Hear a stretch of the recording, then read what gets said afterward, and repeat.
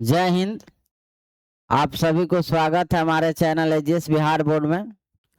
और आज हम लोग 10th क्लास के केमिस्ट्री के बारे में पढ़ेंगे और उसकी सिलेबस की चर्चा करेंगे कि हमको बिहार बोर्ड का जो एनसीईआरटी का सिलेबस है उसमें 10th क्लास में रसायन शास्त्र में कौन कौन से चैप्टर है उसके बारे में हम लोग पढ़ेंगे। और उसका जो पहला चैप्टर है उसके बारे में भी हम लोग पढ़ेंगे। तो आइए हम लोग चलते हैं और बहुत बेहतरीन ढंग से पढ़ेंगे। तो देखिए यहाँ पे दिया गया है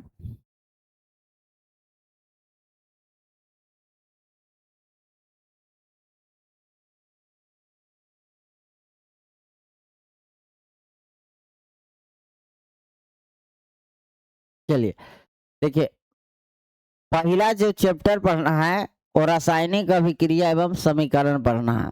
रासायनिक अभिक्रिया एवं समीकरण पढ़ना है। इंग्लिश में हम लोग केमिकल रिएक्शन एंड इक्वेशन बोलते हैं, केमिकल रिएक्शन एंड इक्वेशन बोलते हैं। दूसरा चैप्टर का नाम है अम्ल क्षारक एवं लवण, अम्ल क्षारक एवं लवण। तीसरा चैप्टर हम लोगों को पढ़ना है धातु एवं अधातु, धातु एवं अधातु पढ़ना है। इसको इंग्लिश में मेटल एंड नॉन मेटल बोलते हैं, इसको एसिड बेस एंड साल्ट बोलते हैं। और चौथा बहुत ही इंपॉर्टेंट चैप्टर है कार्बन एवं इसके यौगिक, कार्बन एवं उसकी यौगिक के बारे में पढ़ना है। 10 क्लास में अगर सबसे कॉन्सेप्ट वाला चैप्टर है तो कार्बन एवं उसकी यौगिक है। उसके बाद हम लोगों को पढ़ना है तत्वों का आवर्ती वर्गीकरण, तत्वों का आवर्ती वर्गीकरण। यानी हम लोग ये 5 चैप्टर इसमें 10 क्लास के केमिस्ट्री में पढ़ेंगे। और यहाँ से बिहार बोर्ड के एग्जाम में कुल 27 मार्क्स का पूछता है,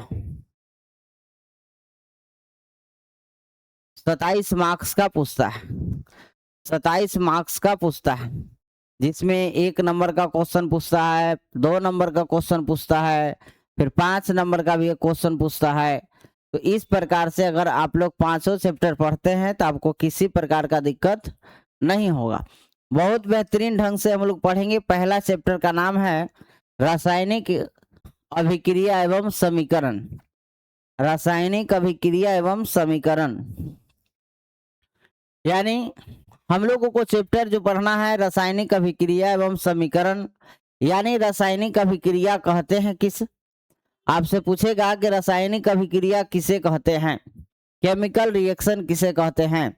तो हम कह सकते हैं कि जब दो या दो से अधिक पदार्थ, जब 2 या 2 से अधिक पदार्थ आपस में संयोग करता है, जब 2 या 2 से अधिक पदार्थ आपस में संयोग करता है, ठीक है, और एक नए पदार्थ का निर्माण करता है, एक नए पदार्थ का निर्माण करता है। फिर हम कह सकते हैं कि जब बड़े पदार्थ टूटकर 2 या 2 से अधिक पदार्थ का निर्माण करता है तो उसको हम लोग रासायनिक अभिक्रिया कहते हैं। यानी कहने का मतलब हुआ कि जब 2 या 2 से अधिक पदार्थ आपस में मिलता है और एक नए पदार्थ का निर्माण करता है तो उसे हम लोग रासायनिक अभिक्रिया कहते हैं। या कोई बड़ा पदार्थ टूटकर 2 या 2 से अधिक पदार्थ में नए पदार्थ का निर्माण करता है तो उसे भी हम लोग रासायनिक अभिक्रिया कहते हैं। जैसे हम लोग देख सकते हैं कि मान लीजिए कि A प्लस बी यानी A और B मिलकर एक नया पदार्थ C बनाता है, A प्लस बी मिलकर एक नया पदार्थ C बनाता है, तो इसको हम लोग रासायनिक अभिक्रिया कहेंगे। इसे हम लोग क्या कहेंगे, रासायनिक अभिक्रिया कहेंगे। अब आगे देखिए, रासायनिक अभिक्रिया में 2 टर्म होता है कि जो रासायनिक अभिक्रिया में भाग लेता है, जो रासायनिक अभिक्रिया में भाग लेता है उसको हम लोग अभिकारक या अभिकर्मक कहते हैं। अभिकारक, अभिकारक या अभिकर्मक कहते हैं, अभिकर्मक कहते हैं, अभिकर्मक कहते हैं। जो रासायनिक अभिक्रिया के बाद बनता है, जैसे रासायनिक अभिक्रिया में पदार्थ A और पदार्थ B भाग ले रहा है तो इसको हम लोग अभिकारक कहेंगे या अभिकर्मक कहेंगे, अभिकारक या अभिकर्मक कहते हैं। और अभिक्रिया के बाद जो पदार्थ बनता है ये जो पदार्थ बन रहा है इसको हम लोग उत्पाद या प्रतिफल कहते हैं, इसको उत्पाद या प्रतिफल कहते हैं। तो रासायनिक अभिक्रिया कहता है कि जब दो या दो से अधिक पदार्थ आपस में संयोग कर एक नए पदार्थ का निर्माण करता है या बड़े पदार्थ टूटकर दो या दो से अधिक पदार्थ का निर्माण करता है तो उसे हम लोग रासायनिक अभिक्रिया कहते हैं। रासायनिक अभिक्रिया में भाग लेने वाले पदार्थ को रासायनिक अभिक्रिया में भाग लेने वाले पदार्थ को अभिकारक या अभिकर्मक कहते हैं। अभिक्रिया के पश्चात जो पदार्थ बनता है उसको हम लोग कहते हैं अब उत्पाद या प्रतिफल कहते हैं, उसे उत्पाद या प्रतिफल कहते हैं। जैसे अभी हम बताए हैं कि अभिकारक या अभिकर्मक, तो रासायनिक अभिक्रिया में भाग लेने वाले पदार्थ को अभिकर्मक कहते हैं। उत्पाद किसको कहते हैं? तो रासायनिक अभिक्रिया के पश्चात बने पदार्थ को उत्पाद कहते हैं। अब यहाँ देखिए हम मैग्नीशियम को ऑक्सीजन के साथ संयोग करा रहे हैं, मैग्नीशियम को ऑक्सीजन के साथ संयोग कराते हैं तो मैग्नीशियम ऑक्साइड बन रहा है। तो भाग लेने वाले पदार्थ मैग्नीशियम ऑक्सीजन है, इसलिए मैग्नीशियम और ऑक्सीजन अभिकर्मक होगा और जो अभिक्रिया के बाद मैग्नीशियम ऑक्साइड बना है यह उत्पाद होगा। यह क्या होगा? उत्पाद होगा। उसके बाद देखिए रासायनिक अभिक्रिया होता है तो कई तरह के परिवर्तन उत्पन्न होता है, कई तरह के परिवर्तन उत्पन्न होता है। जैसे लिखा हुआ है रासायनिक अभिक्रिया की विशेषता। रासायनिक अभिक्रिया जब होगा तो गैस की उत्पत्ति होता है, अवक्षेप की प्राप्ति होता है, पदार्थ के रंग में परिवर्तन होता है, अवस्था में परिवर्तन होता है। जैसे देखिए मान के चले कि H2 प्लस O2 को जब हम संयोग कराते हैं तो H2 भी गैस है और O2 भी गैस है, O2 भी गैस है। जब यह दोनों मिलकर बनता है तो जल का निर्माण करता है। जल जो है एक लिक्विड फॉर्म में है, यानी जल एक तरल पदार्थ है, द्रव अवस्था में है। तो ये अवस्था में परिवर्तन हुआ, रंग में भी परिवर्तन होता है, अवक्षेप की पदार्थ प्राप्ति होता है। यानी अभिक्रिया, अवक्षेप के मतलब होता है कि अभिक्रिया के पश्चात अविलेय पदार्थ का निर्माण होता है, गैस की उत्पत्ति होती है। तो ये सब रासायनिक अभिक्रिया की विशेषता है।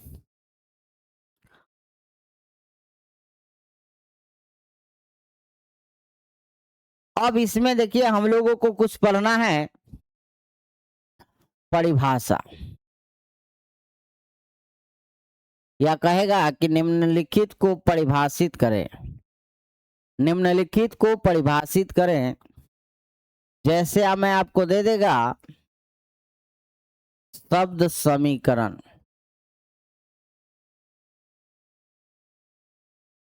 शब्द समीकरण,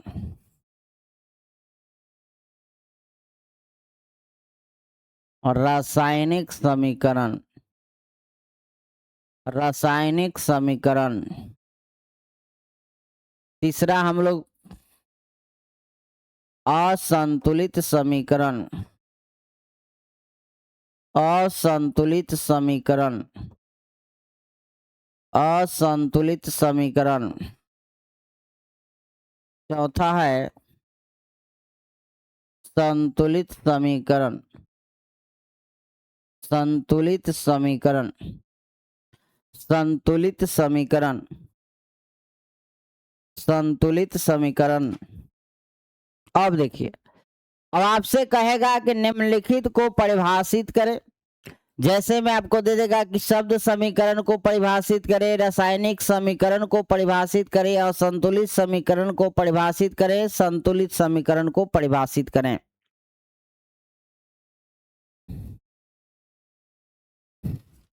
देखिए हम लोग रासायनिक अभिक्रिया के बारे में पढ़ेंगे कि रासायनिक समीकरण है क्या, अभिक्रिया तो पढ़ लिए हैं। तो रासायनिक समीकरण को इंग्लिश में बोलते हैं केमिकल इक्वेशन, केमिकल इक्वेशन बोलते हैं। यहाँ पे दिया है कि रासायनिक अभिक्रिया में भाग लेने वाले जो पदार्थ होता है वो अभिकर्मक होता है। रासायनिक अभिक्रिया में भाग लेने वाले पदार्थ अभिकर्मक। चलिए देखिए H2 प्लस O2 भाग ले रहा है मिल के क्या बनाएगा जी, तो जल बनाएगा, जल बनाएगा। अब यह जो इसको रासायनिक अभिक्रिया में भाग लेने वाले पदार्थ अभिकर्मक और अभिक्रिया के पश्चात बने पदार्थ को प्रतिफल या उत्पाद कहते हैं। जब ये दोनों को सूत्र द्वारा, फॉर्मूला द्वारा व्यक्त किया जाता है तो इसे हम क्या कहेंगे, इसे हम लोग रासायनिक समीकरण कहते हैं। क्या कहते हैं, रासायनिक समीकरण कहते हैं। या कह सकते हैं कि वैसी रासायनिक अभिक्रिया जिसमें अभिक्रिया में भाग लेने वाले पदार्थ अभिकर्मक और अभिक्रिया के पश्चात बने पदार्थ को, उत्पाद को जब सूत्र के रूप में व्यक्त किया जाता है तो इसे हम लोग कहते हैं रासायनिक समीकरण कहते हैं, रासायनिक समीकरण कहते हैं। उसके बाद आता है शब्द समीकरण। के बारे में हम लोग पढ़ेंगे कि शब्द समीकरण क्या है। तो जब अभिकर्मक और उत्पाद को जब हम शब्द के रूप में व्यक्त करते हैं, जैसे हम लिखते हैं carbon plus oxygen, carbon plus oxygen बराबर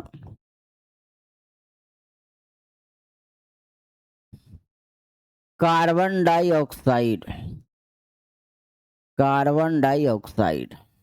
अब देखिए कार्बन ऑक्सीजन जब मिल के कार्बन डाइऑक्साइड, जब इसको हम शब्द के रूप में लिखते हैं जैसे carbon plus oxygen carbon dioxide हुआ, तो यह एक शब्द के रूप में आ रहा है। तो जब हम इसको शब्द के रूप में व्यक्त करेंगे तो इसी को हम लोग शब्द समीकरण कहते हैं, वर्ड इक्वेशन कहते हैं। उसके बाद आता है असंतुलित समीकरण। असंतुलित समीकरण एक संतुलित होता है। गौर से ध्यान दीजिएगा कि संतुलित असंतुलित एग्जाम में बहुते बार पूछा है और इसके बारे में हम लोग चर्चा करेंगे,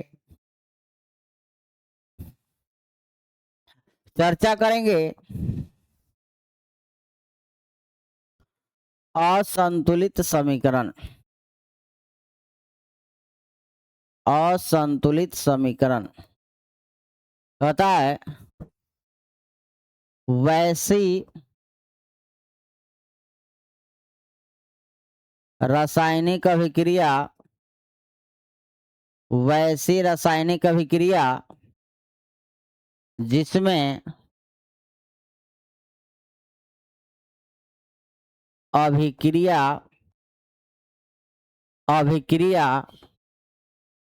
में भाग लेने वाले पदार्थ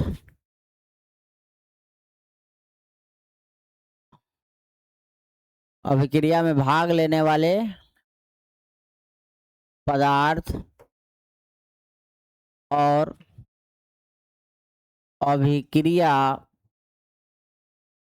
के पश्चात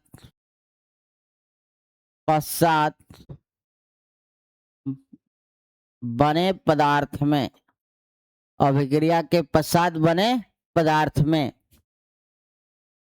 परमाणुओं की संख्या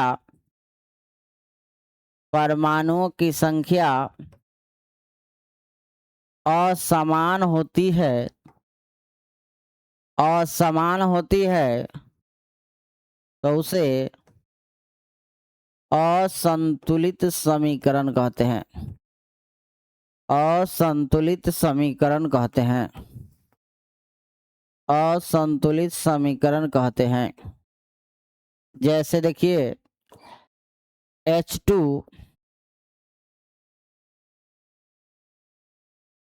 H2 प्लस O2 H2O। अब यहाँ पे देखिए हाइड्रोजन बाईं तरफ 2 गो है और दाईं तरफ भी 2 गो है, या ऑक्सीजन बाईं तरफ 2 गो है और ऑक्सीजन दाहिना तरफ 1 गो है। तो हम कह सकते हैं कि हाइड्रोजन तो बराबर है लेकिन ऑक्सीजन बराबर नहीं है। तो दोनों तरफ अगर परमाणुओं की संख्या समान होता है तो उसको हम संतुलित कहेंगे। अगर दोनों तरफ परमाणुओं की संख्या समान नहीं होती है तो उसे हम असंतुलित समीकरण कहते हैं। असंतुलित समीकरण को हम लोग कंकाली समीकरण भी कहते हैं। असंतुलित समीकरण को हम लोग कंकाली समीकरण भी कहते हैं। उसके बाद में हम लोग परिभाषा देखेंगे, संतुलित समीकरण। संतुलित समीकरण, संतुलित समीकरण लिखेंगे, वैसी रासायनिक अभिक्रिया अभिक्रिया अभिक्रिया जिसमें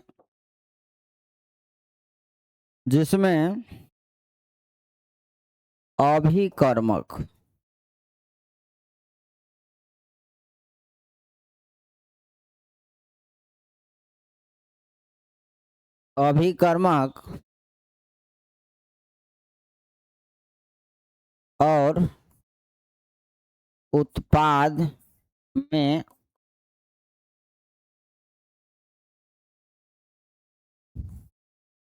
परमाणुओं की संख्या समान होती है,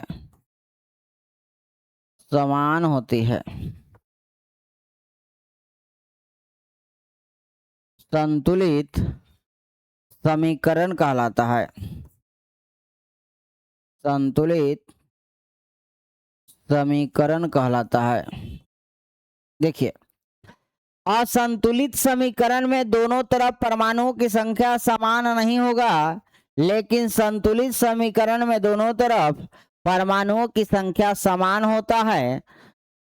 परमाणुओं की संख्या समान होता है।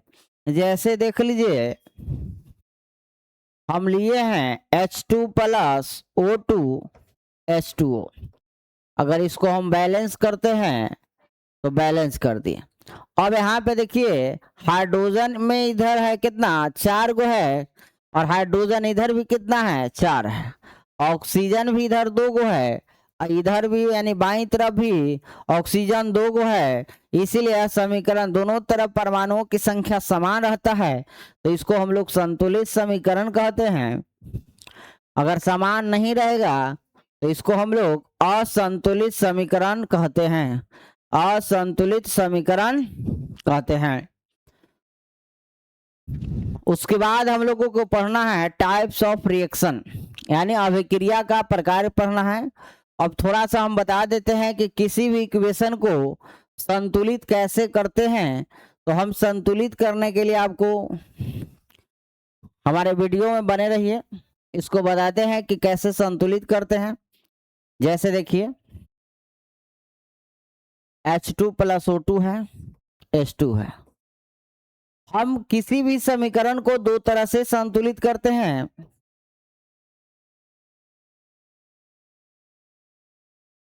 समीकरण का संतुलन देखिए, दो तरह से करते हैं।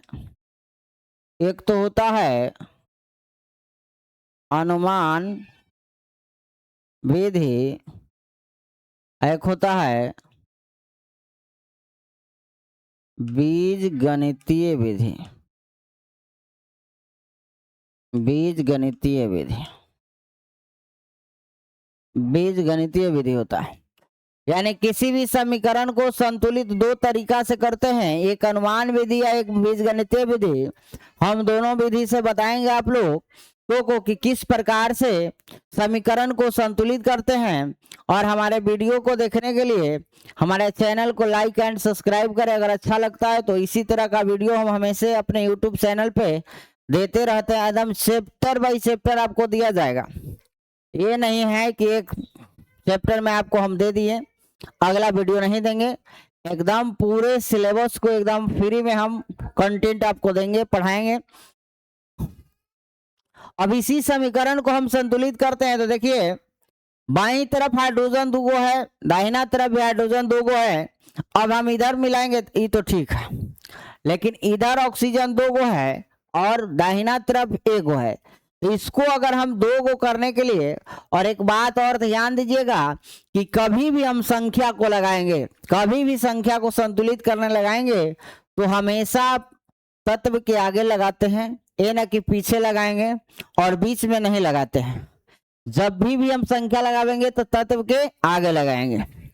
जैसे देखिए यहाँ पे हमको 2 ऑक्सीजन है तो ऑक्सीजन 2 करने के लिए इसके आगे 2 लगा देंगे। अब हाइड्रोजन यहाँ 2 2 4 हो गया, तो इसके आगे इसको 4 करने के लिए हमको 2 से गुना करना पड़ेगा। तो इस प्रकार से हम किसी भी समीकरण को संतुलित कर सकते हैं। दूसरा हम एक और देते हैं, Fe + O2 है,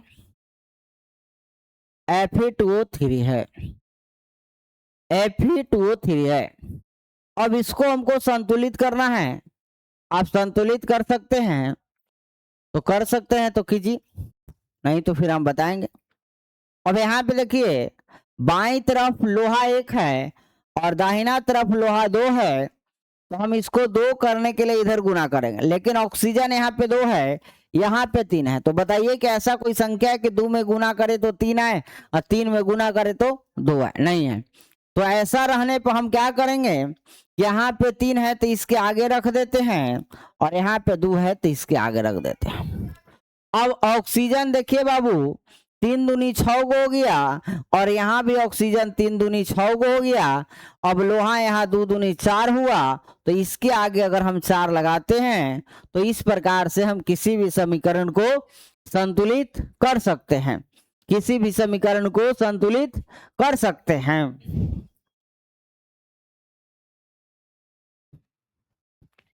और एक तरीका और हम बता देते हैं बीजगणितीय विधि, और किसी भी समीकरण को संतुलित करने के लिए आप इस विधि का, अनुमान विधि का उपयोग कर सकते हैं।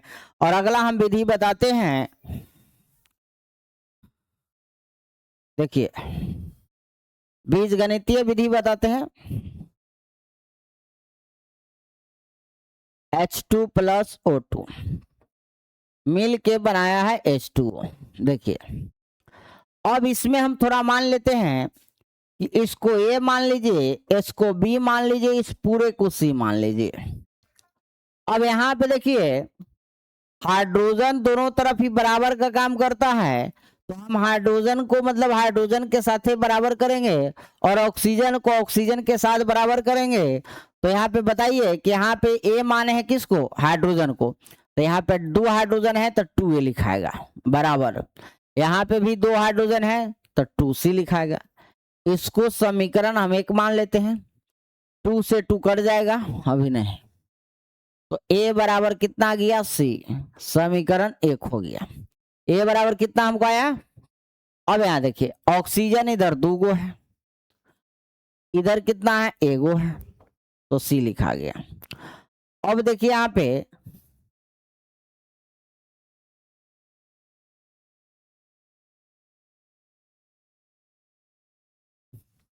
इसको समीकरण 2 मान लेते हैं। कितना मान लिए, 2 मान लिए। अब समीकरण 1 में समीकरण 1 भागा समीकरण 2 से, तो A बटा 2B बराबर C बटा C हो, C बटा C हो जाएगा। तो यहाँ पे देखिए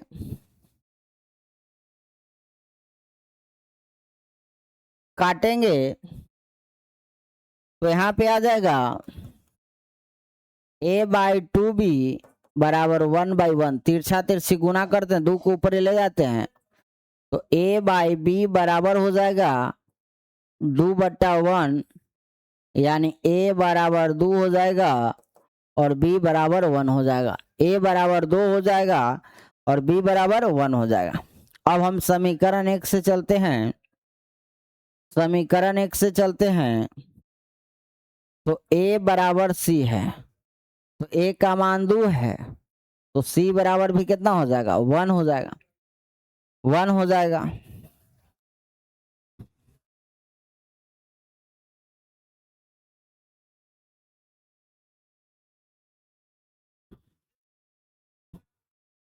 चलिए देखिए अब हमको निकल के आया है A बराबर 2, B बराबर 1 और C बराबर 3 आया है, तो हम यहाँ पे देखिए H2 प्लस O2, यहाँ हो जाएगा H2O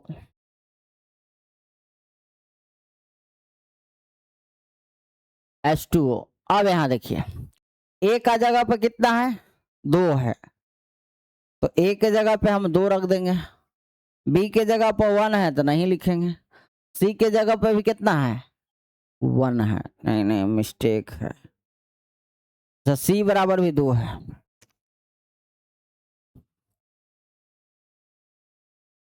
C बराबर भी 2 है, तो C बराबर भी 2 हो जाएगा। इस तरह से हम किसी भी रासायनिक अभिक्रिया को संतुलित कर पाएंगे। और हमारा वीडियो अच्छा लगता है तो कमेंट कीजिए, लाइक कीजिए एंड सब्सक्राइब कीजिए चैनल को, और अपने दोस्तों के साथ शेयर कीजिए।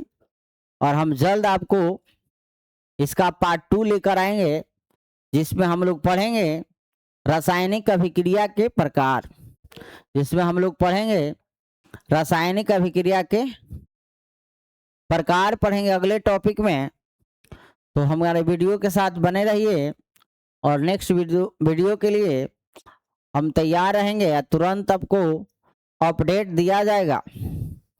तो आज के लिए इतना ही रहेगा, धन्यवाद।